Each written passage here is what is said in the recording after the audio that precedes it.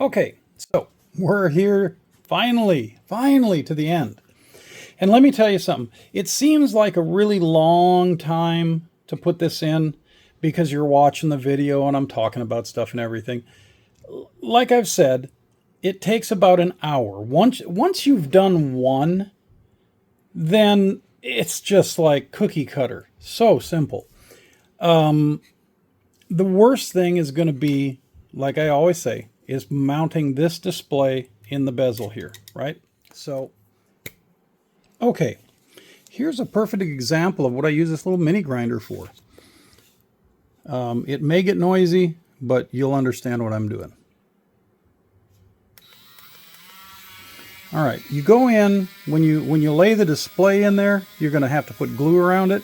So this is real smooth, and you want it to be roughed up. So I take the little mini grinder with a little milling bit, and I just go along. Here, let me do this one here for you.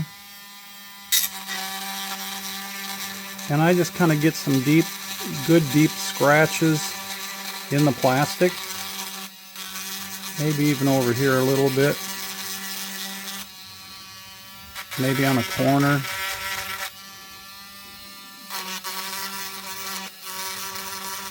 Like that.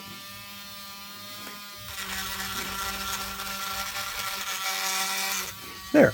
Now, what happens, let me get this turned off. What happens then is when you put the glue on it, you just brush it off. When you put the glue on here, those little scratches are going to grab the glue and keep it on there. Because I have had reports from, and this is from way back, I'm talking probably 8 years ago, that some of the displays got loose.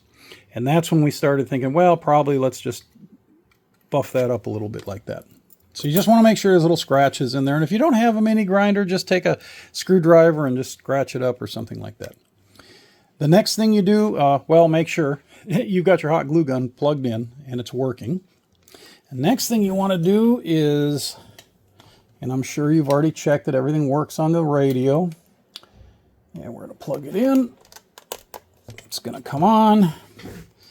And then we're going to lay the display, just lay it in there. Turn this around and say, where does it look good? Well, it looks good like that, right? So then you just flip it over, continue to hold, light pressure, and now you know where to glue. So let me go ahead and I'm going to peel this protective layer off, right? Because otherwise you won't be able to. And I'm going to need both hands, so I'm going to cut and then just come back in here. But again, just put it in there, line it up, and if for some reason you need the display to be higher and it's hitting, all you have to do is heat this just a little bit. Not a whole lot. Just get it warm. I like to heat it from the back. And then you can just peel the display off, move it up a little bit and stick it back down. I don't like to have to do that because then you've kind of taken away the sticky that sticks the lens to the board. Okay, so let me get on here, cut the video, and I'm going to do that hot glue, and we'll take a look at how it comes out. Okay, we're back with the bezel on. Look at that, it looks nice, right? Okay, let me see if I can do that zoom in trick again. Yeah, so you can see that I have all of the hot glue just on the sides, right? And it's solidified enough now, it's kind of hard. So you can just take this and slip it right back on. I got to put the meter in, but I'm just showing you here. Get this right back on here. It's tight. But once you do that, you're going to be able to slide that right back in there like that, get that right back on there, and now it's a matter of putting your little transmit receive light back in. Get that in there like that. And if I would have put my let me zoom out. If I would have put my meter in there, I would have had it. So That's the whole thing. That's it. So we're going to do a really super quick, and I'm talking lightning fast, review of where we hooked up the other wires, just so you know. And then we're going to calibrate the SI module and make sure that the radio transmits on frequency, and all that kind of stuff. And from that point, it's on to you. You tune it up. You can do whatever you want, like a regular 148. You just tune it up and go. So I think it looks pretty good. Everything's working good. There, we're on frequency now. And then I'm going to show you a couple of things that happen with DDS that freak people out when they first put them in, so that it doesn't freak you out. But there you go. It's in the bezel, ready to go. I'm going to go ahead and put the meter back in. I'm going to get it all set up, ready to transmit and calibrate that SI module. And again, you're going to find it's real easy. So if you followed up to this point and you have gotten here or even further with the meter in and you're ready to go, how do I calibrate? Right after this, we're going to calibrate it. So pause the video, get your radio hooked up, and I'll get the frequency counter down here where you can see it, and we'll calibrate that SI, and it's done. You just pack it up, send it to your customer, or put it in your vehicle, or hook it up to the air. Get on the air. Say hi. All right. Let me get all this put back together, and I will be right back. Okay, so we're going to align the SI. I connect my frequency counter here to clock 1 of the SI board that we installed. And that is, if we look at it, let me get one up here. So I'm going to connect it up to clock 1, which is that middle hole right there. And it's convenient because, you've got all this soldered in at the bottom. You just come up here, clip onto that with your probe, and we're going to look at clock 1. And then I'm going to go and set clock 1 as 20 megahertz.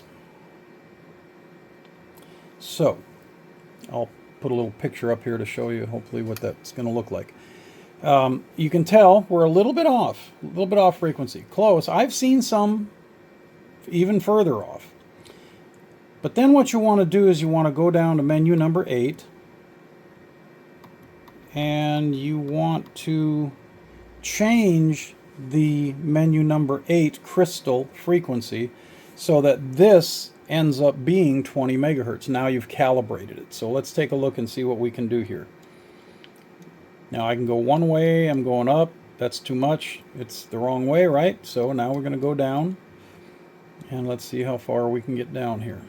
27, 19, 10, 3. Okay, now I'm going to move over to just hertz.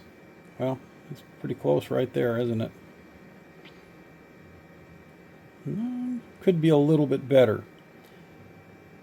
What I like to do is I like to bring it down to there where it's at like 1999, right? Okay. And that tells me that if it's doing that, we're awfully close. We're within a hertz or so. Let's go over here to the 10-second gate, and let's see what the 10-second gate tells us we're at.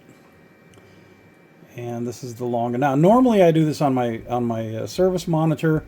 Of course, it's much faster, and I can line it up in just seconds. But I'm assuming you're going to be using a frequency counter too. So our 10-second gate tells us we're a little bit low on frequency. So let's go down here and see what it's going to cycle at, 995. Let's see where we're going to be. And give another 10-second gate time. 8, almost there. Let's see where we are now in that next cycle. There, look at that. Perfect. So we take it off,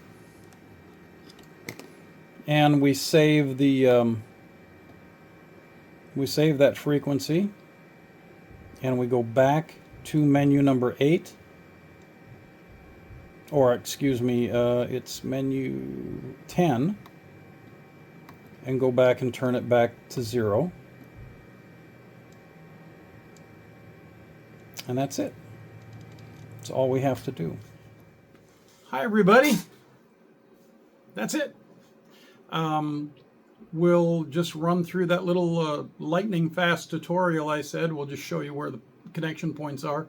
And I hope you liked the video. I hope you had fun building out your 148. It shouldn't have been hard.